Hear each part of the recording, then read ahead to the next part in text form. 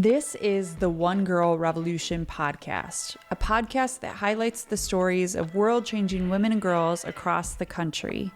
We hope that these stories inspire you, but even more so, we hope that these stories help you to see your own value, your purpose, and your power to change the world through your life. Every woman and girl is a One Girl Revolution. Welcome back to the One Girl Revolution podcast. It's your girl, Kate, here. We are continuing our powerful podcast series in partnership with SASSGO and the life-changing I Will Survive weekend, and today's episode is one you do not want to miss. Today, I am so honored to welcome the incredible Teena Gooding. Teena is a total powerhouse with decades of law enforcement experience, and she has so much wisdom, insight, and life stories to share. She's incredible. I first met Teena last year at the I Will Survive weekend and was so inspired by her wisdom, by her stories, by everything that she shared with me and the other women that were there, that I knew that at some point I had to have her on this podcast. And I'm so excited to finally bring Teena and her story and her incredible work to all of you. Teena began her career as a patrol officer and went on to serve at the University of South Carolina's police department, where she made history as the only female captain the department has ever had. As captain, she led the Operations Bureau, which included patrol, crime suppression, crime prevention, self-defense programs, and so much more. Teena is the co-founder of Fortis Tactical and now serves as an instructor where she uses her expertise to train individuals in self-defense, firearms, leadership, and resilience. She's also the founder of Female Officer Survival School, where she has trained thousands of women across the country. Teena is a specialist in defensive tactics, leadership development, suicide intervention, and empowering strong women and strong leaders. Teena is also a trained peer team member who supports officers in times of crisis and after critical incidents. Teena is a force to be reckoned with and an unwavering advocate for helping women become the strongest, most resilient versions of themselves. And I know you're going to love this conversation. Let me also remind you that if you have not registered yet for the I Will Survive weekend this year, this is your sign. This is your time. It's an all-inclusive, transformational weekend where you'll get real training in self-defense, firearms, firearm safety, cybersecurity, and personal protection, all in a safe and empowering environment. I'm promoting this because it was life-changing for me, and I truly believe that every single woman and girl needs the training that SASSGO, the I Will Survive weekend, and all of these incredible women and trainers are offering. Register anytime in July and use the code ONEGIRL, that's the number 1GIRL, and save $100. And if you bring a group of girlfriends and fill a room of 4, you'll save even more. So grab your girlfriends, let's go to the backwoods of South Carolina and hang out with Teena and Shannon and Brett and everybody else that's going to be there. It's going to be amazing. So I hope that you will join us this year in November for the I Will Survive weekend. Check out the show notes for more details. So let's get back to the show. I cannot wait for you to get to know my friend, Teena Gooding. So without further ado, here's my conversation with Teena. Teena, welcome to the One Girl Revolution podcast. Hello, how are you today, Kate? I'm doing great. I am so excited to have you on. I feel like it's been almost a year since you and I first talked about having you on this podcast. And I can't think of a better time to have you on. Also, a better time to talk about the I Will Survive weekend, which is how we first met. But I know you are a woman of so many different talents. You are a powerhouse where you're involved in so many different things. And so I want to get into all of that. You're a retired law enforcement officer. You have so many of your own projects and companies going on. And then you also are a part of the I Will Survive weekend. So people that are listening to this will have heard from Brett and Shannon. They heard from multiple SASSGO instructors.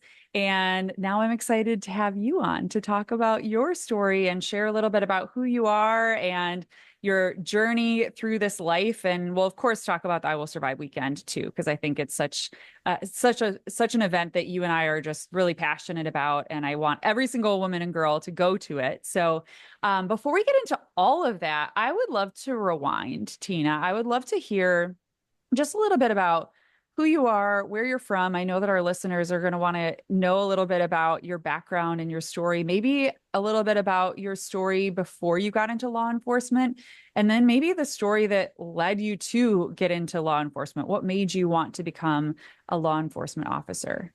Sure. And first of all, I just want to say what's up to all the One Girl Revolution followers, and thanks for being here, and thanks for listening, and thank you for having me on. First of all, I can't believe it's been a year. Like, that's crazy. Crazy. It's like, what happened to that year? To start off, who I am, what I am, where I came from, all those good things. I was raised by a single mother. She was an awesome mom when she was okay, but she usually wasn't. She was very severely mentally ill, and had what's called now identity dissociative disorder, but then it was called multiple personality disorder. And she was also a drug addict. I think that was to help ease some of the pain from her illness. Obviously, she got that from some childhood trauma of her own. Fortunately, my dad was always in the picture, and my mom just had custody of me. And one of the reasons people are probably like, why and how, and one of them was because I knew I was all she had. And so there was some times in my life, several periods, where my dad and an older brother of mine tried to get full custody of me, and I would not leave. Basically, I have 11 half brothers and sisters. I am the youngest girl. I have a little brother he's not little anymore, but he's 8 years younger than me. And then I have a bunch of older siblings. So we weren't really always around each other. It was really just me and my mom. I was the only one with my mom growing up. And so there was a lot of that, a lot of me being the adult when I really shouldn't have had to, but it kept her safe, it kept me safe, it kept things moving. So you do what you got to do. So growing up that way just kind of led me to kind of a life of survival. Just felt like I was in fight or flight my whole life. Didn't realize that probably till much later.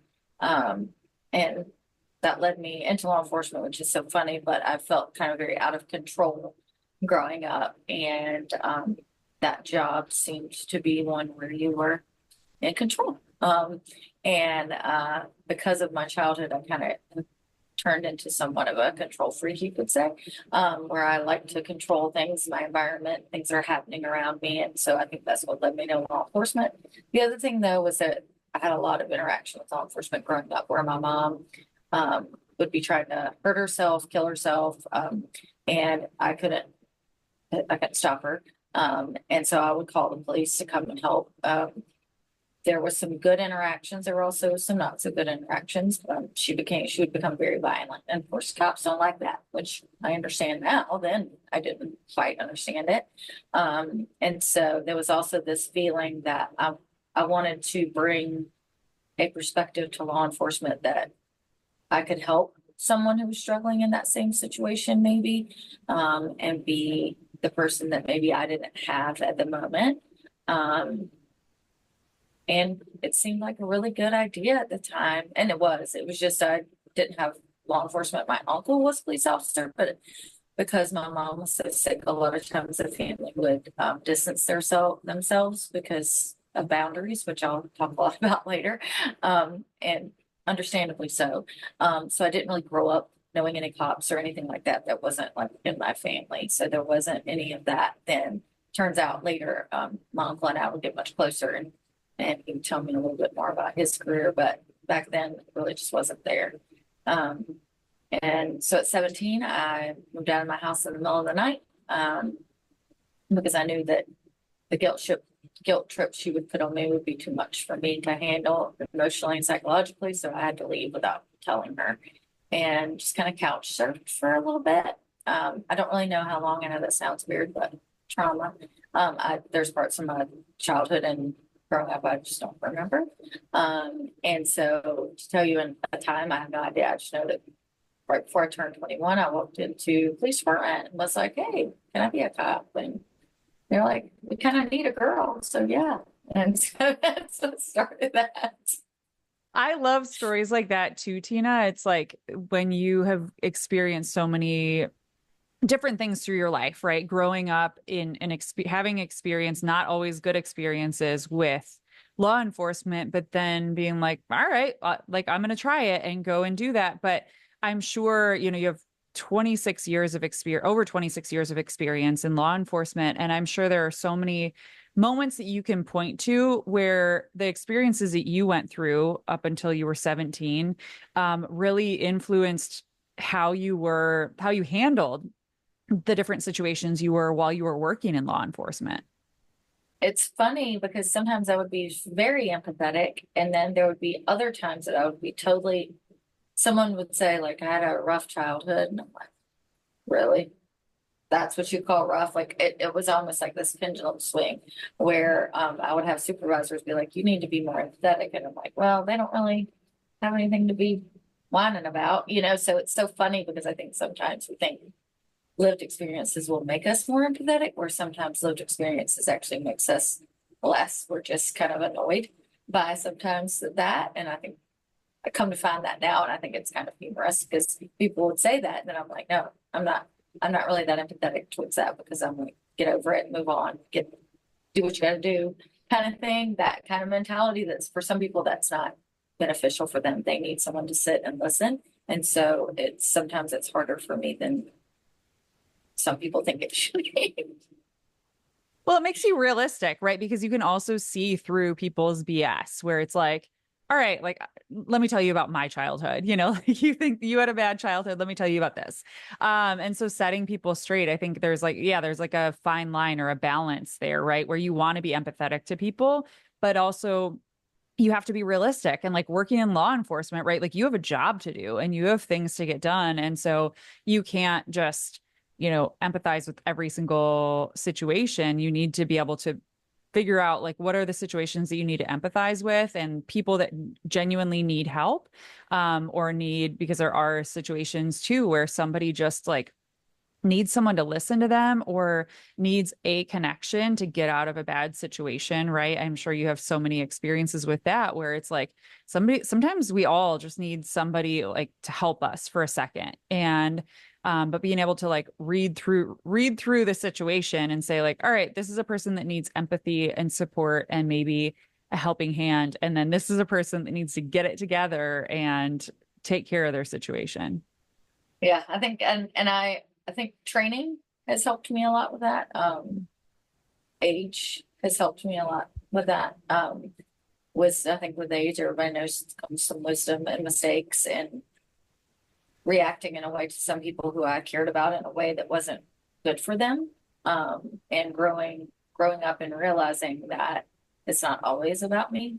I can tell them the truth just to be hurtful, or I can kind of rein it back a little bit to understand that do I want to be helpful? Then maybe I don't need to be as truthful and blunt as I sometimes can be. And that has taken a lot of time. Yeah, it's a journey, right? Like we're always learning. And I talk a lot on this podcast about how we're always learning and growing and evolving, or we should be. Like we should always be becoming who we were created to be, because I believe that every single one of us was born with a purpose and a mission, and we're as unique as our fingerprint, right? But we're not just born knowing everything. It's like you kind of have to go through our own life experiences, or then for you working in law enforcement and learning and growing and training and learning from the other people that you're working with too, like your supervisors and other people, the leadership, learning from them. And really that is what I feel like led you to all the things that you're doing now. Hey girl, are you ready to change your life? Join us for SASSGO's I Will Survive weekend happening November 6th through 9th in Lawrence, South Carolina. Register anytime in July 2025 and use the code ONEGIRL, that's the number 1GIRL, to get $100 off this transformative weekend. I'll be there, and so will so many other of the One Girl Revolutions, so come and join the Sisterhood. And if you can't make it, please consider donating to help another woman attend. Let's lift one another up together and change the world. Visit sassgo.org to register or give today. Can you talk about just that experience, like working in law enforcement? So you're 21, you show up and you're like, I want to be in law enforcement. And, then you end up working in law enforcement. And I know it's a totally different thing being on the outside looking in, and then you're working. What was that experience like for you? So I would say like my early years as being a cop was really fun. I will say, the things I didn't know, we didn't have body cams back then, thank God, because I probably wouldn't have had a job now. But I worked in somewhat of a smaller city. It was a city outside of Columbia. We were fire and police, so we did both. I really didn't like the fire side. It wasn't my best. I wasn't good at it, and so I tend to not do things I'm good at. But being the police, as we call it, it was fun. It was a smaller city. We got to do a lot of stuff, and we could see all kinds of things, whether it be armed robberies or car chases or helping someone that's in a domestic violence situation or armed robberies. Just we got to see every aspect of law enforcement because it was a smaller city. But we had backup right there. I mean, we had officers around us all the time. And when I started out, what was really funny is a lot of us lived in the city. And there was this one road that had, I think it was 6 of us that lived on the same road. And it's a lot of fun. We probably made some poor decisions. So I say we did make poor decisions, but it was fun. And we created bonds that, last for a lifetime. And I loved that first job and learned so much from them. I was the only girl on the road for a long time. There was a lot of women, obviously, in law enforcement even back then, and even now it's like 13%. So I don't even know what the number was in 1999. And now I'm really showing my age, but so I started out there and loved it. But I made lots of mistakes and that weren't good for my career advancement. And so I decided to start over. And I went to a university police department and fell in love. Because one of the differences really that I noticed was in a city or a county, like people don't really want you there. When they call you, it's not because something good happened, but at the university, like the university staff like loved the police, and the students were like, "Oh, we love y'all. Y'all are so nice." Like, and the other cool thing was your population changed every 4 years. So it was like this wasn't that you weren't dealing with the same people all the time. And they were so young that you really felt like you could make a difference in their growth. And, yes, they might have made a bad mistake, but you could be there to show them, how to maybe come out of that and be better because of it. And that part of it I really, really enjoyed. And that's why I stayed there for so long. I stayed there for almost 19 years.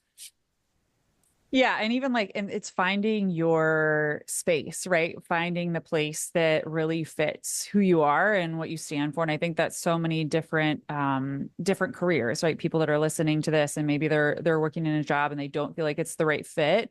And here you are working in law enforcement, and then you're kind of going through the motions and then end up finding the place that you were meant to be. And now I feel like now what you're doing now, all of that led you to where you are now. You're involved in so many different things. And I want to talk about Fortis Tactical Systems, because you and your husband, Mike, are running that. You're doing incredible work.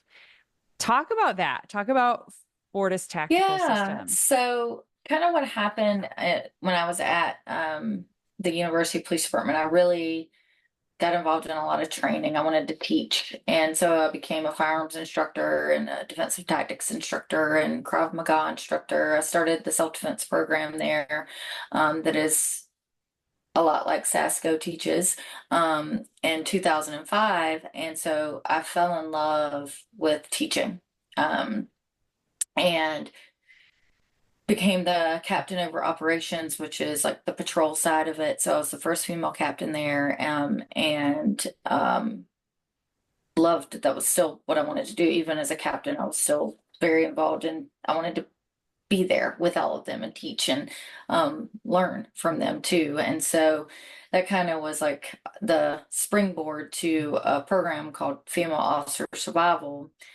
which actually started in 2011. And back then it was really for through the South Carolina Law Enforcement Officers Association. So that's an association that supports police and also has line of duty death benefits and some other things. And what I would do is, it was part of my job, and any money that was raised, like any, the fees that were paid, went to the South Carolina Law Enforcement Officers Association officer line of duty funds. So it wasn't money that was coming towards me. I taught it as part of my job.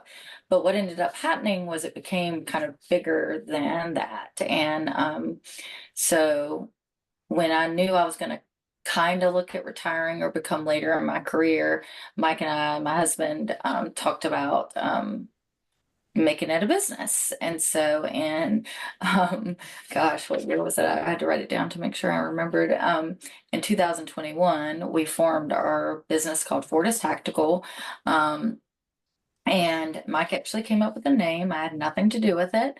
And it's like, not just, it's not fortress, but it's a fortis. So it's a Latin word for like protect. And so he was like, let's do this. I was like, okay, I don't care. I'm not really good at that. And we didn't have GPT then.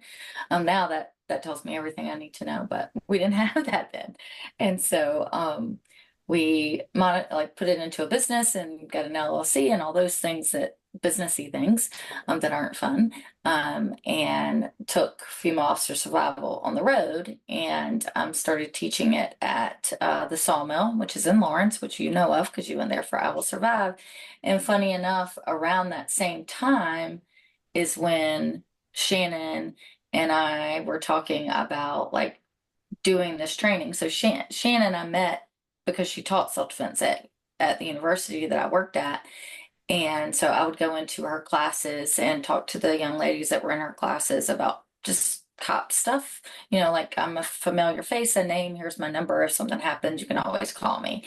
And that's kind of how we met. And funny enough, Brett and I had known each other for a lot longer. She worked as an advocate for that same university, and I had met her just on calls for service and people needing help. And so we were all teaching self-defense, and Shannon and I were talking. She's like, well, I want them more. I want them to have more. I want them to know how to shoot and do all the things that you do with the cops. And I was like, well, let's do a class, but we really just couldn't figure it out, like when, where, how it was going to work. And kind of that's when the Sawmill started opening for business. And so everything just came together. Like, it was, Shannon would say, it was God. There's nothing other, there's no other reason behind it. And so we started it. They came up with the name. It's all a SASSGO thing. We're just there to help. Yeah. Well, I was so curious because I actually didn't know how you had met Shannon, but now it all makes sense. And let me be clear. This is what happened, because I think your followers will appreciate this story. So she was teaching for the let's see, new potential members, the girls who were coming into the sororities. Okay. So she was teaching for the sorority. I don't remember which sorority it was. And the young lady who was over Greek life at the time, we were friends. We both worked at the university, kind of came up the ranks together, if you would say.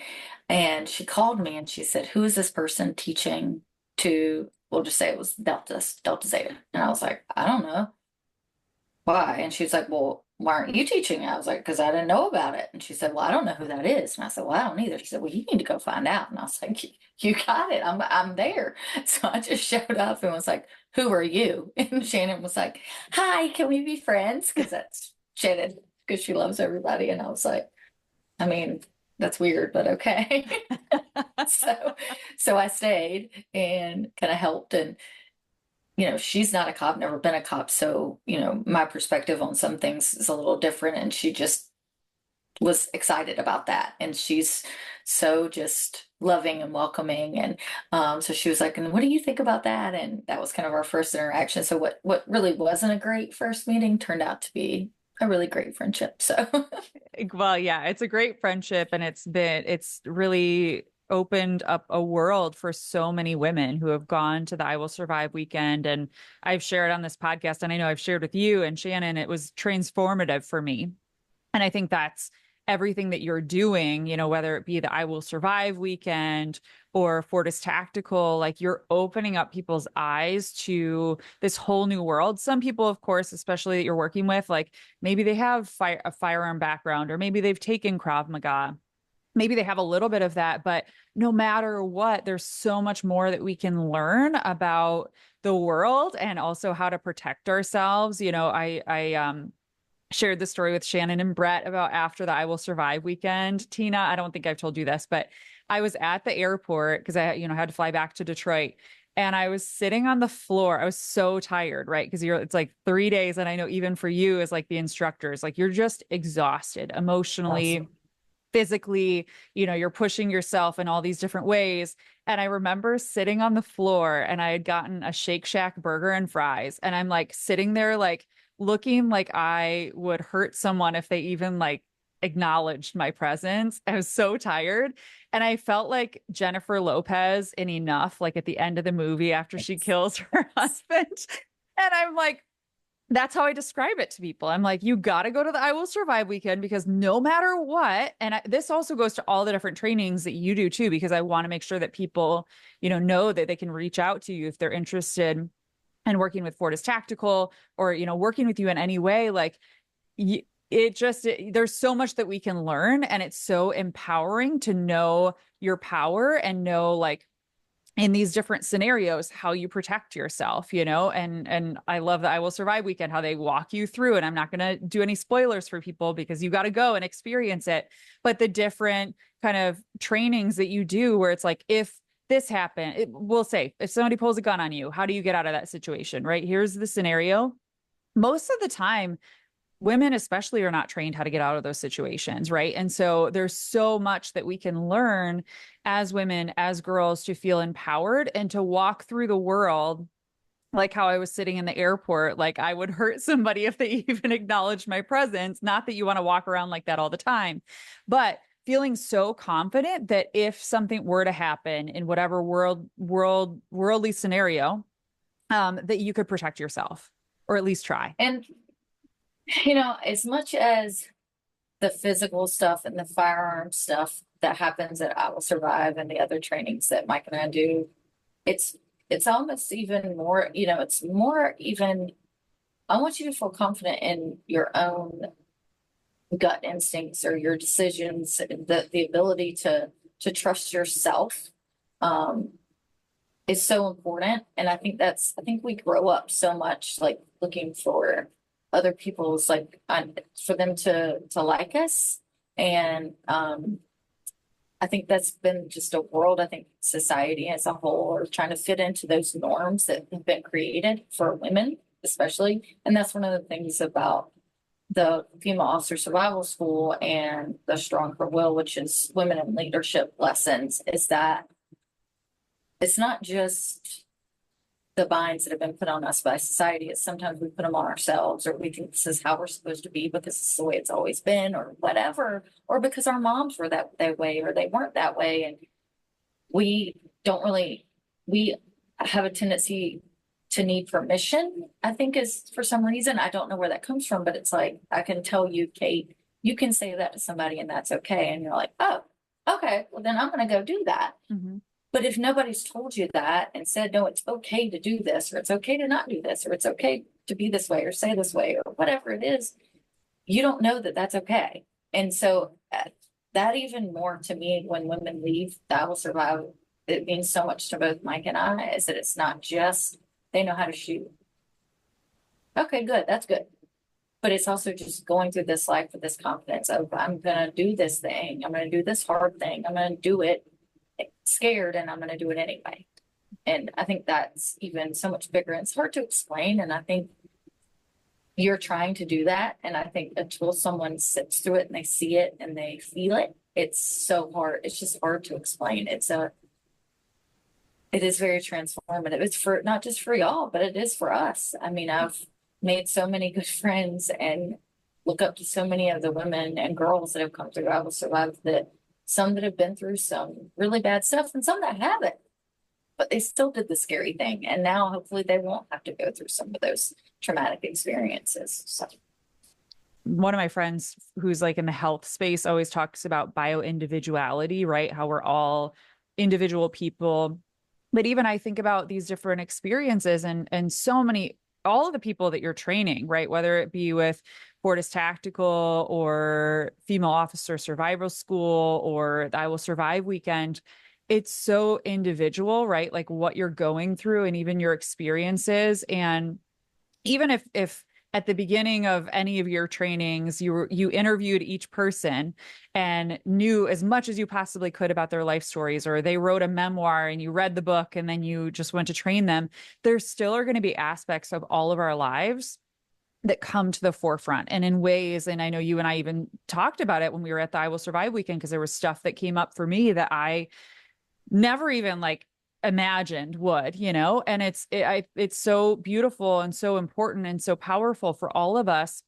And this is not just for women and girls, it's for everybody to have these spaces where you can really like dig down into your heart and soul and find that person that you were created to be, right? And find your power again, that you hear a lot in this day and age about standing in your power. And like, what does that mean? To me, it means like digging in and finding that person that you were created to be and standing in confidence and knowing like the power of your voice, the power of your story, the power of your body, right? Like the power of all these different aspects that make us who we are. And that's why I'm just so blown away by all the work that you do, because you really create that space for people. And it didn't start out that way, to be honest. Like when I started the Female Officer Survival School, it was just shooting and fighting. That's what it was. Can't shoot good. Okay, I can teach you that. You can't fight good. Okay, let's talk about that. But it really has turned into so much more than that. And I'm just honored to teach that they sit in front of me and trust me, and feel like it's a safe space to be able to be vulnerable, because that is hard, especially in law enforcement. And most of the time the trainings we go to, it's all men that are with us, and so it's hard to ask the questions. It's hard to say I don't understand, because if you say you don't understand, then you feel like you don't belong in that space, and you're supposed to understand, and now you look stupid, and so we just don't say anything. And one of the things about women for so long in the law enforcement career is, it's like just fit in, just, try to go under the radar, and what's interesting about that philosophy is it's never going to work, because we already stand out. You're the only girl in the room, or the only girl in the shift. Like there's no way you can just blend in. And so the males, especially, that are working with the women, and a lot of the trainings I teach, I want the males there. I'm the executive director of South Carolina Women in Law Enforcement, and it's an association for men and women, but it's about empowering and training and mentoring women. And because there's only 13% of women in law enforcement, all of my mentors have been men. And so it's for the men too to understand that space and kind of understand how we think and how we're different. Because yes, when I first started in law enforcement, it was you're a cop, you're not a woman, which sounds so asinine. Hopefully I can say that word on the podcast, but I'm like, now I look back at that and I'm like, that literally makes no sense. Like I'm still a woman, but that's the way it was then. And now it's really about, okay, we're different. And guess what? That's okay. But here's how we're different. And here's how things and little tricks or trades or knowledge, science, whatever it is, to help everyone understand that space and why we're different, so that we can get that 13% number higher. There's an initiative called 30 by 30, which is by the year 2030, we want 30% of law enforcement to be women. Whether that happens or not, I don't know. But I think it's also for the men to understand. And most of them really want to, because they really want to make their female coworkers, supervisors, subordinates better. And it's also even in their own lives at home. I mean, because they must, they were married, and so they're like, God, I didn't understand. That's what my wife was talking about. They'll come to some trainings, and that's exactly what they'll say. One of the other trainings that Shannon and Brett and I have done, because we're chain achievers, I got told that by a woman one time. I had never heard that. You're a chain achiever. Don't, don't you put that on me. She wasn't wrong. But we started a trauma informed policing class 2 years ago where we talked to law enforcement about trauma, which everybody's like, duh. Well, cops are not real good at dealing with their own trauma. So it's kind of hard for them to sit in front of someone who's been traumatized and understand what they're going through if they're not dealing with their own. And so we teach them about trauma, just what it is, but then we also teach them about victims. And Brett does that from SASSGO. And Shannon talks about childhood trauma. And then, I kind of bring it all together to like, now you're a cop, and how does that affect you? And how can you be the best cop sitting in front of someone who's been victimized? And that is by taking care of yourself, which we've not always been great at either. And that's what a lot of the trainings I talk about. It is a lot of mental health. I'm part of our state peer team, and been part of that since 2005. But it's if this isn't okay and this isn't okay, it doesn't matter what vest I can put on or what duty belt I can put on. I still might not be okay. And so we talk a lot about that. Looking for stories of women who are changing the world? The One Girl Revolution podcast is your go-to for inspiration and empowerment. Subscribe today on Apple Podcasts, Spotify, or wherever you listen to podcasts, and never miss an episode. Let's celebrate the power of women together. Yeah, it's so important for us to deal with our own traumas, right? And deal with our own, and that goes for everybody, not just law enforcement, but we talk often in the world lately. I feel like there's a lot going on about talking about intergenerational stuff, right? Where we're carrying our if our parents don't deal with their traumas, then it gets passed on to the next generation. And like our role is to make sure, our job is to make sure that that trauma doesn't continue on, right? But I think even in interactions that we have, right, you guys as law enforcement, if you're carrying a trauma, like you can almost put that on somebody else sometimes if you're not dealing with your own trauma. So it's so important for all of us to do that work. And even when we're talking about protecting yourself, right, and standing in your power and knowing that you can fight off somebody that's coming at you, when you're talking about like the self-defense side of it, like you almost need to be training for that moment, right? Even physically, of course, but also mentally, and being really okay that if there's a scenario where somebody comes up to you, like if you're confident, most likely somebody's not gonna, come up to you. So I think it's so important for us to do those deep dives with ourselves from time to time. Absolutely. It's hard, though. It's hard. And that's why a lot of times we don't do it, because it's hard.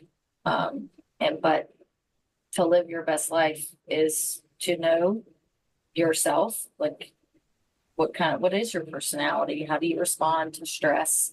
How do you respond to someone else who's a different personality or different generation, or, all of those things, because generations are different, and, therapy wasn't a thing. And so now it is. And, I tell the classes, I said, it's interesting to me because growing up, people went to therapy because something was wrong. Like, that's why you went. Something was wrong with you. And I think we need to shift that a little bit to now to be, no, I go to therapy, so nothing is wrong. Like going to the gym. Like you go to the gym so that you stay healthy. You go to therapy so you stay healthy. And so it's just this shift in mindset that sometimes change is hard, but I really think that we've got to get to that point where if someone's going to therapy, you're like, rock on. Yeah. Like it's not even a big deal. It's a big deal because they're taking care of themselves, but it's just like me going to the gym. It's just for a brain. Yeah. Just have somebody to talk to, right? We all need that sometimes, where we need somebody to listen to us and maybe give us feedback. Obviously, we have friends and family members, but sometimes you need someone who can just look at a situation and give you like honest feedback, or say, yeah, you could have handled that situation better. I know I definitely need that. Teena, you've worked with so many people through the years, and, I'm thinking about all of the women who have just been empowered by the work that you're doing. in so many different ways. And I know you're working with all different types of people, you know, people that are in law enforcement, but also just everyday women and girls. Is there a story or two that you could share of someone that you've worked with that you feel like really illustrates the power of the work that you're doing, whether it be Fortis Tactical or maybe just in really in any of the trainings that you're doing? So what's funny is, I knew you were going to ask this question. I thought about it. I was like, maybe I should tell a story that's not as emotional so that I don't get emotional. Cause that's like one of the things that I think we try to hide is, oh my God, what if I cry? And I realize now that that's okay. But I was thinking about it and I have two. And one was from the first, and I'm going to get emotional and I'm not going to apologize for it. But one was from the first I Will Survive. And she was 14 and she came with her mom, which I thought was really cool. And I love when, moms and daughters can see each other's power together. And I just told her how strong she was and how brave it was for her to come through something like that. That's very adult, and she was going through something. She was trying to get a job. She turned 15. She sent me a little message. It was an email actually of a picture. She had like this little sign in her room that had like, you could put the words on it. And it said, she said, I just wanted you to know that I have this on my wall. So anytime I have doubts, I hear you telling me. And it said, you are very strong. And it said, Teena. And she said, so I said, I'm like, of course, I'm like, oh, don't do that to me. But do. And I was like, well, I'm just happy that I can be that voice in your head when you're doubting yourself, and that it changed. It changed. I'm not a mom, and so I'm a stepmom, and I love my stepchildren very dearly, but I'm not a mom. So sometimes those feelings that moms have, that's like that experience. I'm like, oh my God, this is why I'm not a mom. Like that kid I'd be taking her, I don't know, to Bruce night now because she just made me feel all the feels, The other one is from a police officer, and she'd been trying to come to the female officer survival class for a while. Like sometimes departments don't have the funds or the money or just training. Sometimes scheduling doesn't work out, and so she'd been wanting to come to the class, and she came through it. And after she left, she sent me a message, and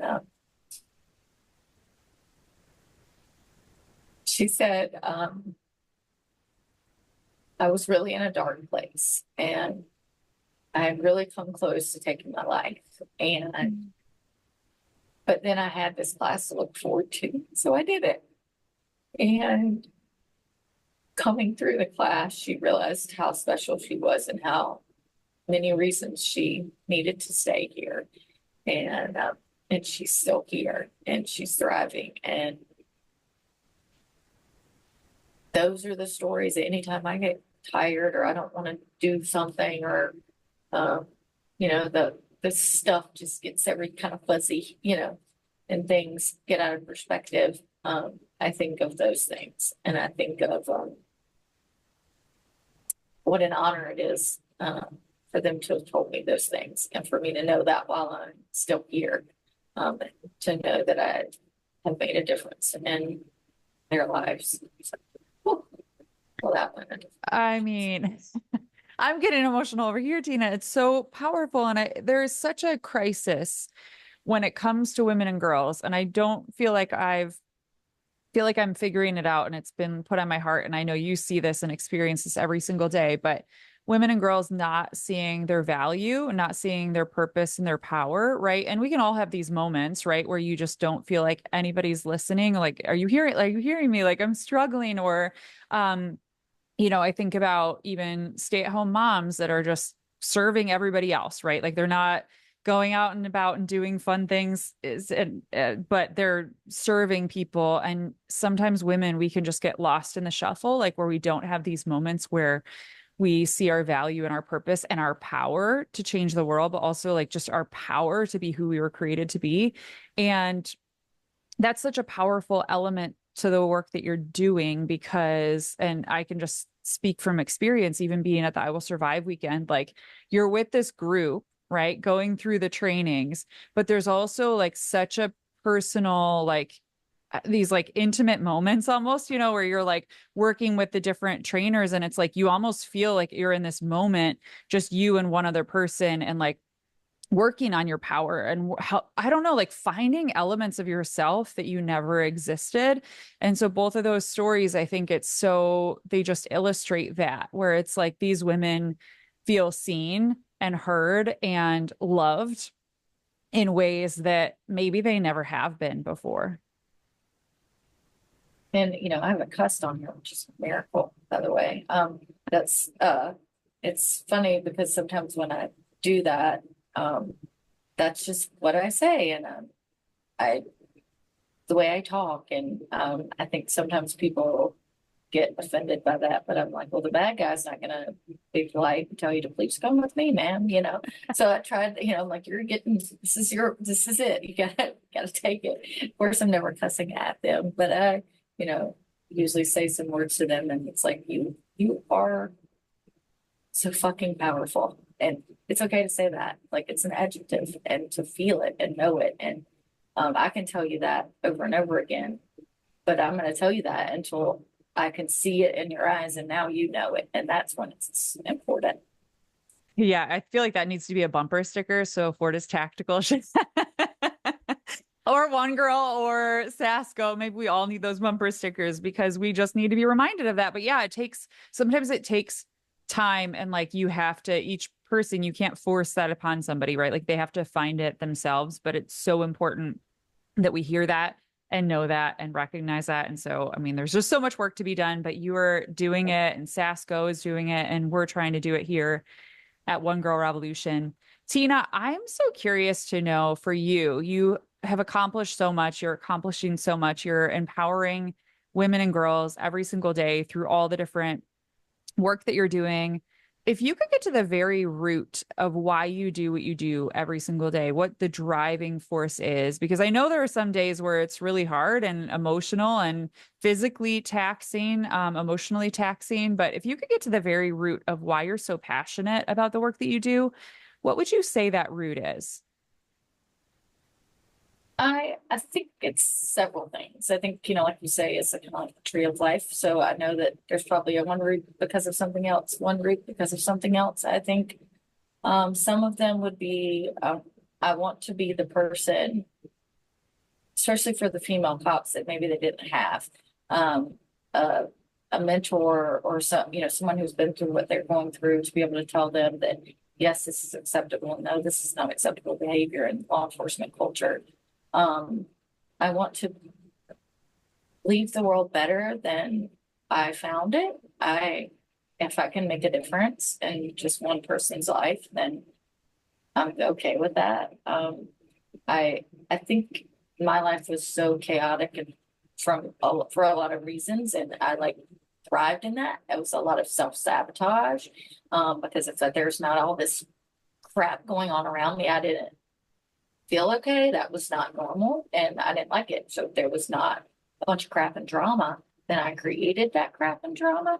And I think there's a lot of women or a lot of humans probably that live that way, and to be able to tell somebody that it's okay to be happy and it's okay to just be okay, and that stuff doesn't have to be in your life.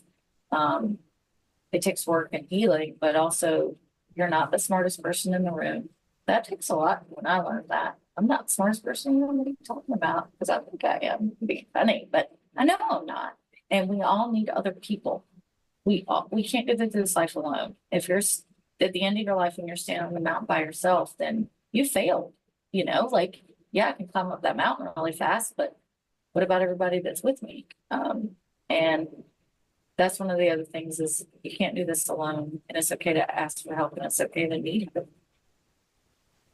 Yeah, it's so important. We all need community, and that's what One Girl Revolution's all about. That's what SASSGO is all about. That's even the communities that you are building through the work that you're doing. It's so important for us to have those support systems, and even social media. Like, I think social media is such a great place. It gets a bad rap sometimes because it can isolate people, but even the connections and like you and I staying in touch, even like I love following everything that you have going on, like on Facebook, and so many of the women that went to the I Will Survive weekend, like we might not talk to each other all the time, but we're like following what each other are doing and cheering each other on. And that's so important for us to find community and build community and find that support system, that whatever we're going through in life, that we have our tribe, we have our support system. So Teena, I want to go back to the I Will Survive weekend for a minute, because people that are listening, we've talked about it the last couple of weeks on the podcast. You and I touched on it a little bit, but I would love to know or get your perspective on, for people that are listening, how would you describe the I Will Survive weekend, and why do you think it's such an important thing in this day and age, especially for women and girls? So it's definitely a weekend that the instructors are there for the people who are there. In other words, I'm not there to show you how good I am at shooting. That does not make you better at shooting. My husband's not there to show you how good of a shot he is. Shannon's not there to show you how badass she is, even though she is, right? James Hamilton is not there to show you how badass he is, even though he is, right? Jonathan, like there's all of the instructors are there for one reason only, and that's to make sure that the women and girls that are coming to that weekend feel safe and learn whatever they want to learn. And that's one of the things about the firearms that Mike and I are so passionate about. It's, if someone is new and then they're a little scared or standoffish, or maybe they've been a victim of a crime where a firearm was used, don't shoot them. Just stand there and watch us shoot, or watch the other girls shoot, or just listen. Like, this isn't about us. I'm not going to make you do something that you don't want to do. Now, I might push you a little bit, because sometimes we are scared and we don't know our own potential. But if it's something that's going to re-traumatize someone, that's something they really don't want to do, then don't do it. And I'm not the patient one in our marriage. My husband is very patient, and so he will take young ladies to the side and let them shoot by themselves, because sometimes being on a firearm line with a lot of other people can be very intimidating. Someone else is shooting, you're not, you hear it. It's kind of scary if you're not used to it. And so he does that in a way that makes them feel safe, where he's just shooting different guns and they can watch him. They can shoot if they want. They don't have everybody looking at them. There's not someone right beside them.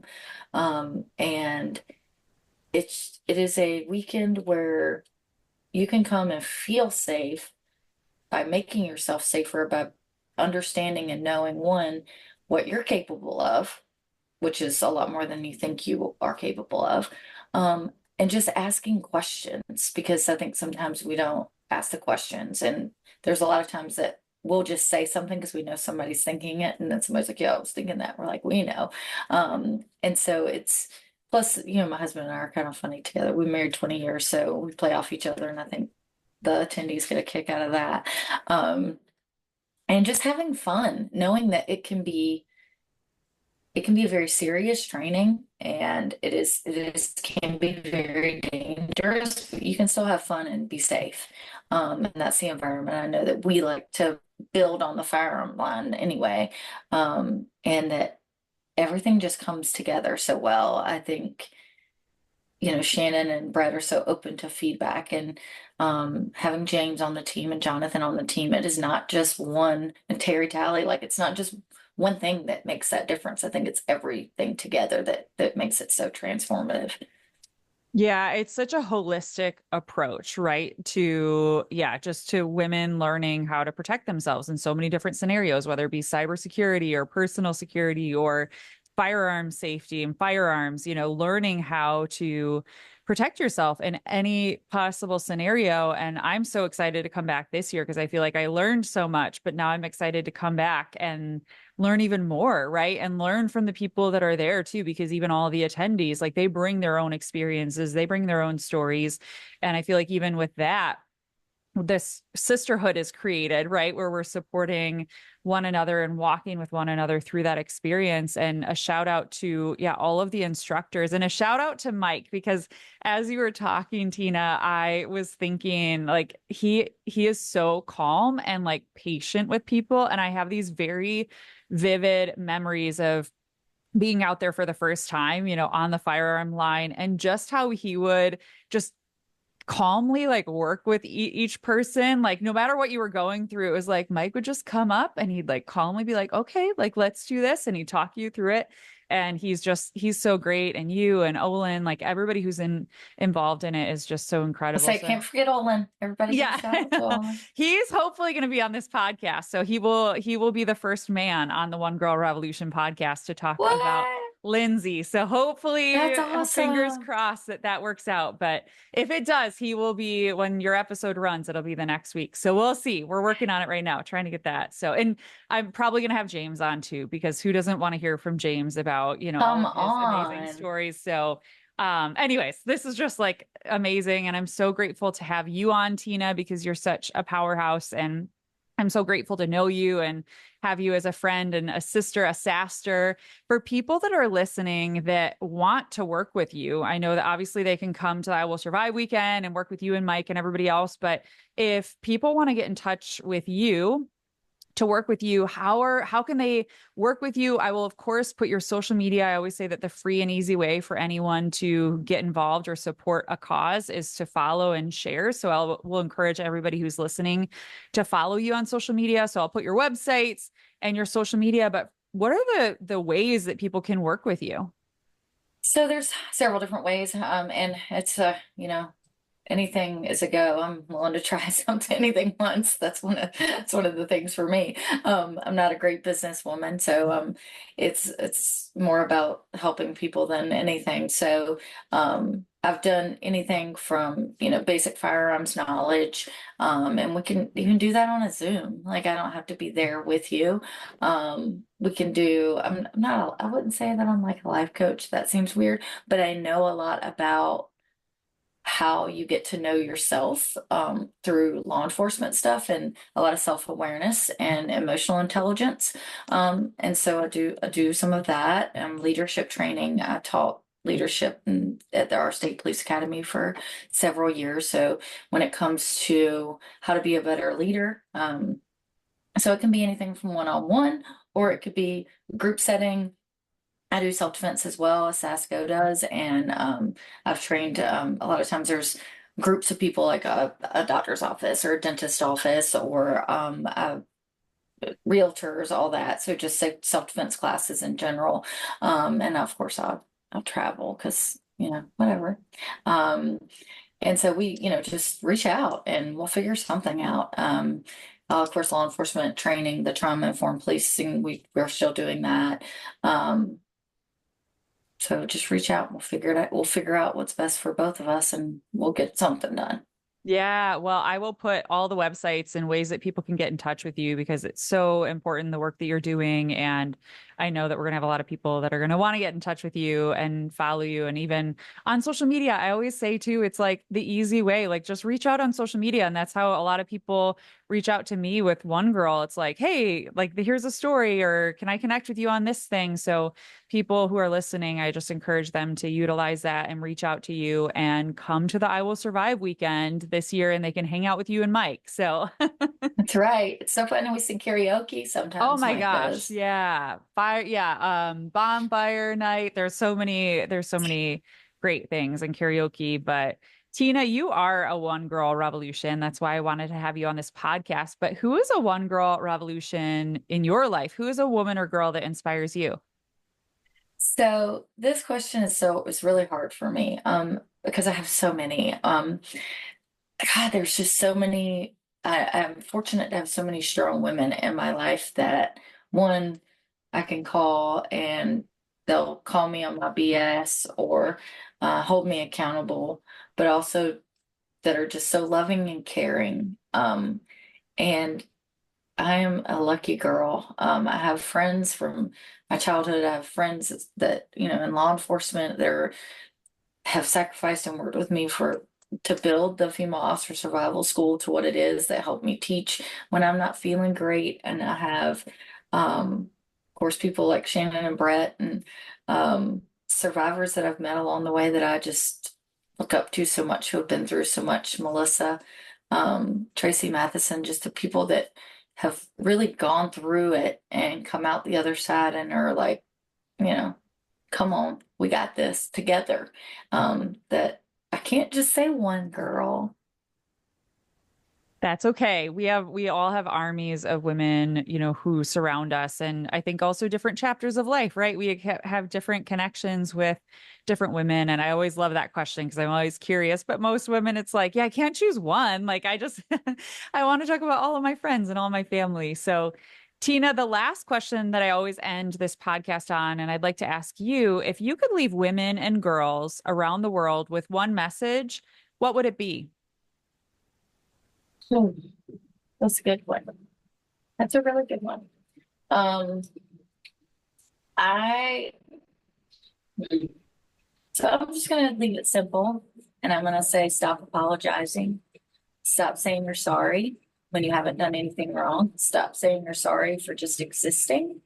Um, because I'm not sorry and you're not sorry. When the only time you need to apologize is when you've wronged someone, then you say, I'm sorry, and I won't do that again. But I see it so much somebody's learning something, especially like I will survive or even female survival, and they mess it up, they make a mistake. Because guess what? They're learning it and they don't know it. And they're like, oh, I'm sorry, I messed up. No, you're not sorry. You didn't do anything wrong. You're learning something new. You're gonna mess up. And I think we're so afraid of failure. That's not a failure. You just messed up. And so stop apologizing. You have nothing to be sorry for. Teena, you are such an example. Your story is so amazing, and I'm so grateful to know you and to have had you on the podcast. Thank you so much for being on the One Girl Revolution podcast, and thank you for all the incredible work that you do. Thank you. And keep on building this tribe that you're building. I'm so proud of you and so Wow. happy that we got to meet at I Will Survive, and I'll keep watching all your podcasts and watching you on, I don't know, the Kelly Clarkson show. Come on. I know, crazy. Well, my dream is that Kelly's coming to the I Will Survive weekend. Shannon and Brett and I spoke that into the universe. So we'll see. But that would be amazing. It is manifesting. I mean, she could do a karaoke too. So like Come it works on. out.